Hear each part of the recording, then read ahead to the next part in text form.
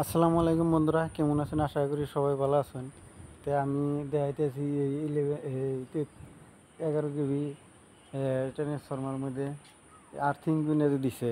Earthing গুনে দেখেন, earthing গুনে এই কালারিং করা আছে। আর ওই কালারিং আর্থিং গুনে ওই যে পাইপের মধ্যে তার মানে বরিয়া একটা বাক্স দিছে, যাতে এনটা বস্তু কোনো কিছু না হইবেন একেবারে। আর মামর সামর আইলে পরে তো আর্থিংটা ছুটে গেলে এই বডি হবো, যার জন্য আর্থিংটা দিছে। আর আর্থিংটা প্রত্যেকটা আমাগো ইয়ের মধ্যে আছে। এই কালারিং করা যতটি মানে আছে সমস্তটাই করলো আমাগো আর্থিং। আর্থিংটা অবশ্যই দরকার, আর্থিং ছাড়া কোনো কাম করাটা রিক্সের হয়। যার জন্য প্রত্যেকটা লাইনের কামের করবার নিয়ে গেলে ওখানে এই আর্থিংয়ের ব্যবস্থাটা করুন নাকি।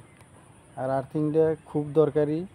আপনারাও যদি বাড়িতে কোনো ধরনের ওয়ারিং করেন, আগে আর্থিংটা গাইড়ে নেবেন। তখন কি নিকে আর্থিংয়ে আপনারে সহায় করে, কেমনভাবে সহায় করে, অতিরিক্ত লাইন আইলে পরে এদিকে মানে মাটিতে বহন করে, যার জন্য আপনাকে বৈদ্যুতিক বিদ্যুতিক দরের কোনো ধরনের আর হওয়ার সম্ভাবনা থাকে না। আর এমনি আর্থিংটা একদম দরকারি। আপনারা আর্থিংটা ওয়ারিং করার সাথে সাথে আর্থিংটা দিয়ে নেবেন। ধন্যবাদ।